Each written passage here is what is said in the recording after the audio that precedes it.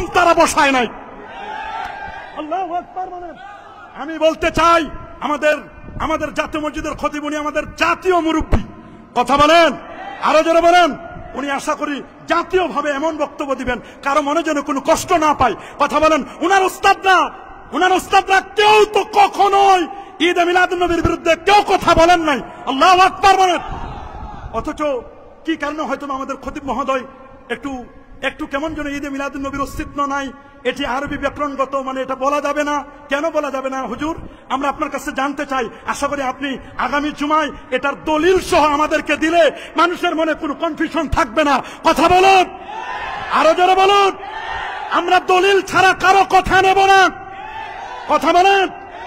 আমাদের হুজুরের সমালোচনা করা এটা আমাদের কোনো টার্গেট নয়, বা আমাদের এরকম যোগ্যতা নেই। হুজুর অনেক বড় আলেম, অনেক বড় বিজ্ঞ পণ্ডিত, শাইখুল হাদিস। উনি বিভিন্ন ফুনুনের উপর তার অনেক অগাধ জ্ঞান আছে, কোনো সন্দেহ নাই। তিনি একজন জাহেদ ব্যক্তি, সবে ঠিক আছে।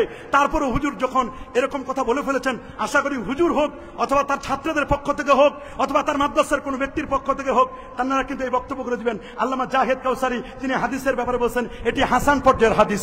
আল্লাহু আকবার, আল্লাহু আকবার। এটি কেউ বলেন নাই। এরকম বলা আমার মনে হয় আরেকটু পড়াশোনা করা দরকার। এই জন্য কবি নামাজ বলে দিয়েছেন। আল্লাহু আকবার বলেন। ফাকুল লিমান ইয়াদঈ ফিল ইলমি ফালসাফাতান, ফাকুল লিমান ইয়াদঈ ফিল ইলমি ফালসাফাতান হাফিজতা শাইয়ান ওয়া গাবাত আনকাল আশিয়া।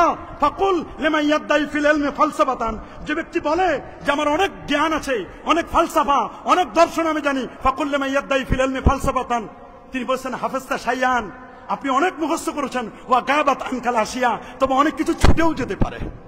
কি বলেন? অনেক কিছু ছুটেও যেতে। ফাওকা কুল্লি জি ইলমিন আলিম, আলেমের উপরও আলেম আছে।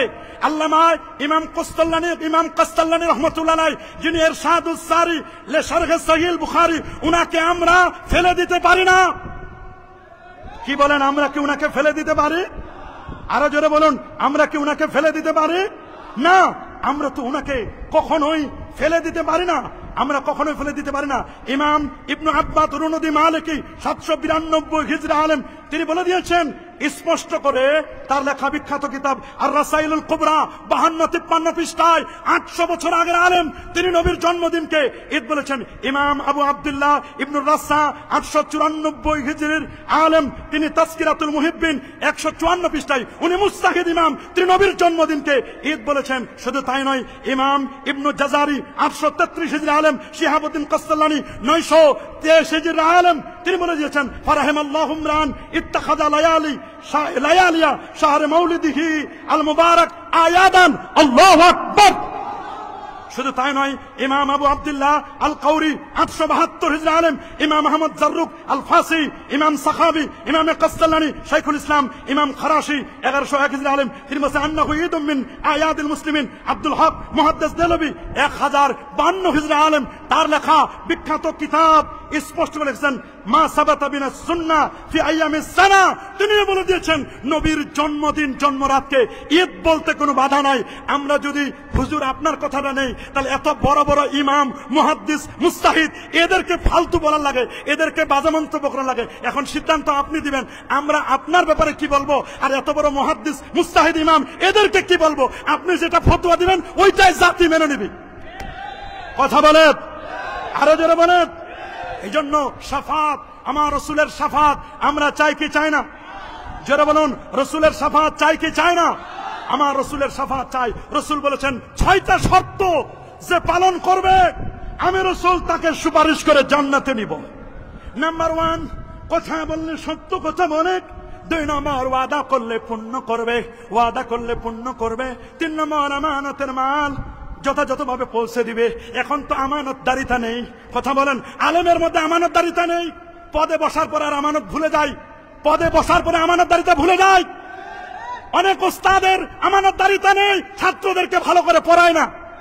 আমাদের চেয়ারম্যান মহোদয় একবার বলছিলেন কোন এক বক্তৃতায় যে আলিয়া মাদ্রাসার ছাত্রদের কেরাতকে কেন্দ্র করে বলছিলেন, অবশ্য উনি আমভাবে বলেছেন, উচিত হচ্ছে আমভাবে না বলে, হ্যাঁ অধিকাংশ আলিয়া মাদ্রাসার ছাত্রদের কেরাতে সমস্যা, তবে অধিকাংশের কেরাত ভালো আছে। তবে এজন্য আমাদের স্যার যদি পদক্ষেপ না নেয়, স্যারও দায়ী হবে। কথা বলেন, স্যারও কি হবেন?